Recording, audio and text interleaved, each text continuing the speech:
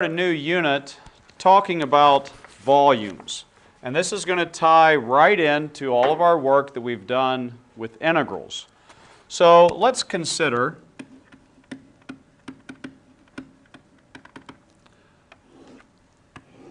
if I have a function, whatever that function is doing, we're just going to make up a function,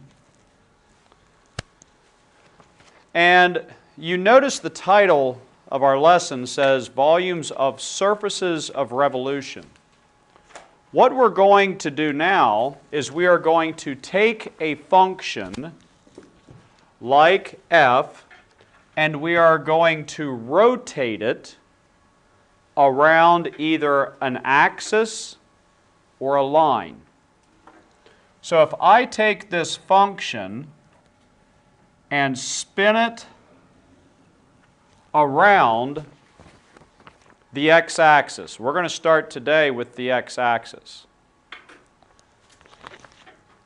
Then I would obtain a solid, a three-dimensional figure. Okay?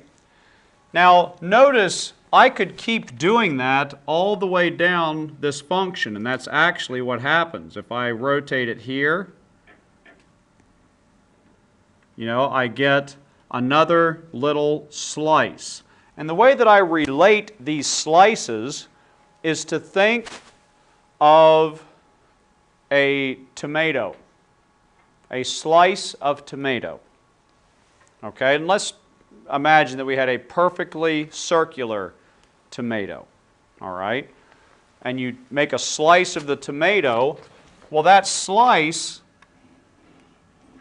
would look something like this. Okay, if you slice a tomato, don't you get a disc?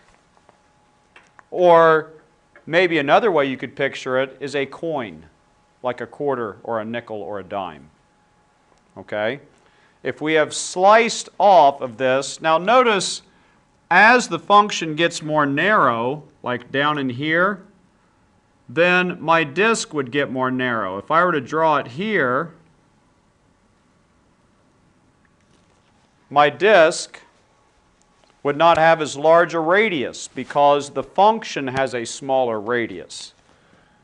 As we look at this, each of these discs, they each have a radius. Okay? And the radius is just the function value. Does everybody see that? The radius is just the function value. Or we could say f of x. Okay? Now what we're going to do is we're going to find the volume of this figure that has been rotated. And like I said, it fluctuates a little bit depending upon the radius, and if I kind of connect the dots, and I'm going to show you some pictures in the book that will help you get a picture of what this figure looks like. I get this kind of strange looking figure, all right, this odd shaped figure that we can find the volume of using calculus. All right. Now, what we do though is we're going to essentially use a sum of the volumes of disks. Okay? This is a disk, or basically a cylinder. All right, a very flat cylinder. Let's remember how we find the volume of a cylinder. Isn't it pi r squared h? Isn't that how we find the volume of an upright cylinder, like a pop can? Pi r squared, the area of the base, times the height. Now what did I just say the radius is? The function value. So if I make that change, I now have that the volume is pi times the function value squared times the height. Now, what is the height? The height is the subinterval Very good. And if we look at this, okay, this would be my height. And guess what? The integral takes care of that through this little thing we call, remember, dx. Because what we're doing is we are going to slice an infinite number of tomato slices off of this function, off of this solid. So we are actually letting this, let h go to 0.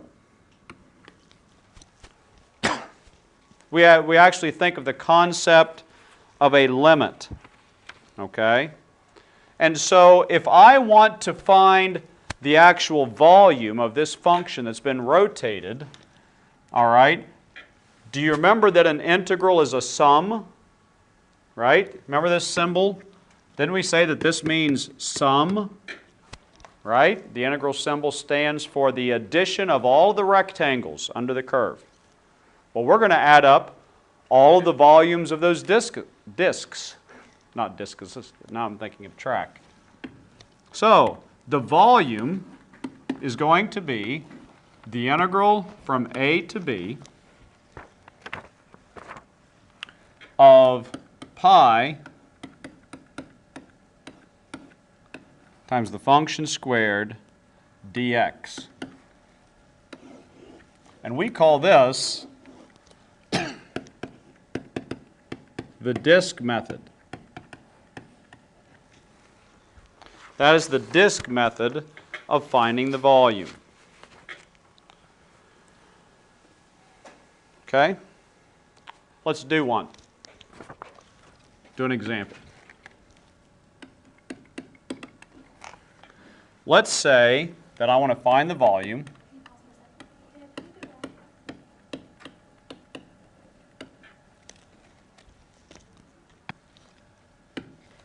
So find the volume of a region, okay, that is bounded by, find the volume, I guess we need to have in there region, bounded by the function, here's our function, x squared plus 1, by the lines x equals 1 and x equals negative 1, and it is rotated around the x-axis.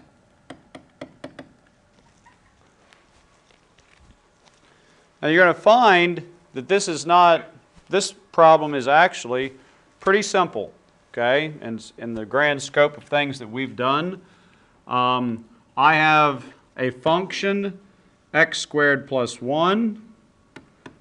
There's my old friend x squared plus 1, a parabola moved up 1 unit. It's bounded by 2 lines, one at negative 1 and one at positive 1. So there and there. And it has been rotated around the x-axis. There's the x-axis. So we're going to take that function and spin it in a circular motion around the x-axis. So this high point of the function would be here. I would have another high point. This should have been symmetrical if I drew it correctly.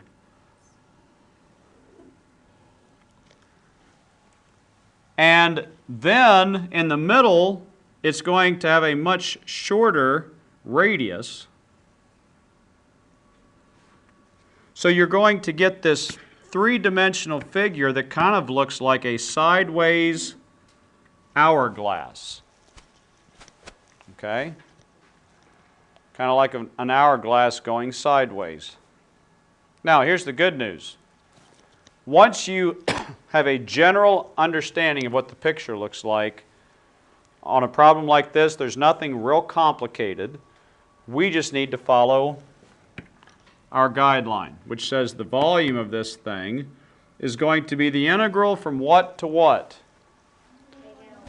Good. Negative 1 to 1 of pi times what function am I rotating? X squared plus 1, the quantity squared dx.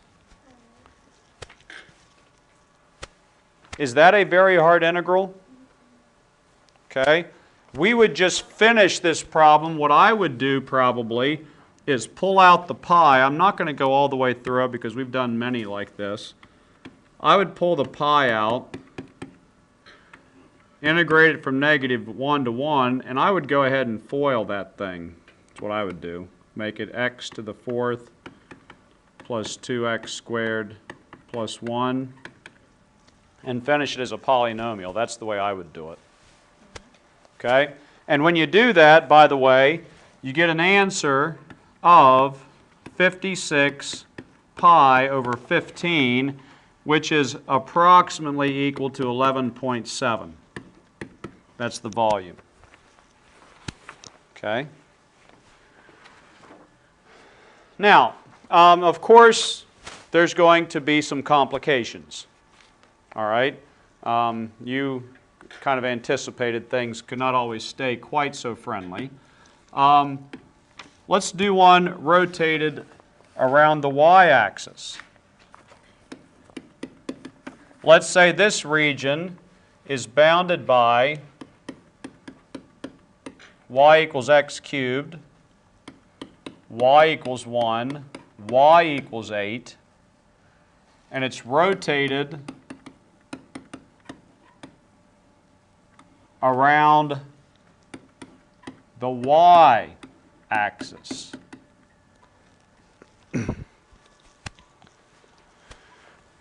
Well, the good news is we really don't have to reinvent the wheel here, all right? First off, we know what a cubic looks like, all right? A cubic function, this is kind of the parent cubic function, and it looks like that. It is bounded by two horizontal lines. So on this problem, we have two horizontal lines, one at 1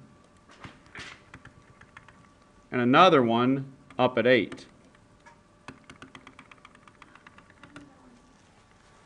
And on this problem, it's being rotated around the y-axis. So instead of being rotated around the x, this one is rotated this way. And of course, up at the top, it would have a much wider radius. And so this three-dimensional figure kind of looks like a cereal bowl to me, okay, that has been created by rotating this cubic function around. All right? So all we have to do is what we learned about areas. We don't need to spin this thing 90 degrees. All we need to do is do this with respect to y instead of with respect to x. And if we do it with respect to y, we have to have functions in the form of y. So I need to take y equals x cubed and solve it for x. So I would take the cube root of both sides, the cube root of x cubed, and the cube root of y, so that x equals the cube root of y, or y to the 1/3. So the function I am rotating around the y-axis is y cubed. I mean y to the 1/3, sorry. And so now it's just like the last problem. It's exactly like the last problem. I'm going to have an integral. My limits of integration are 1 to 8. I'm going to have a pi out in front, and I'm going to square the function, which in this case is y to the 1/3. We're going to square that, and it will be dy. And you would just finish it like normal.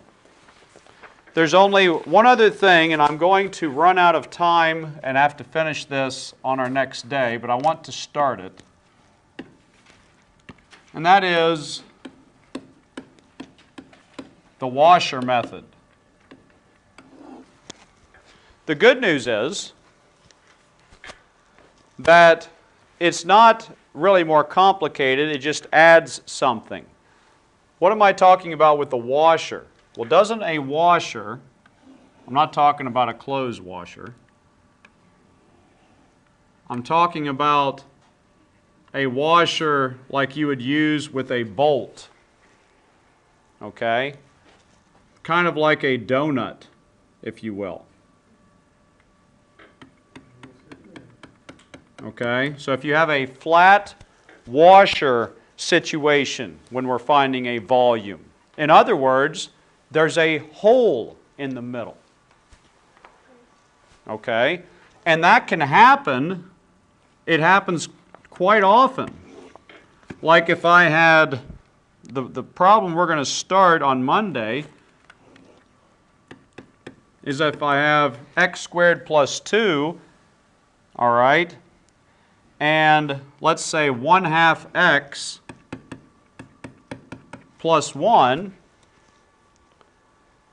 and it's bounded from 0 to 1.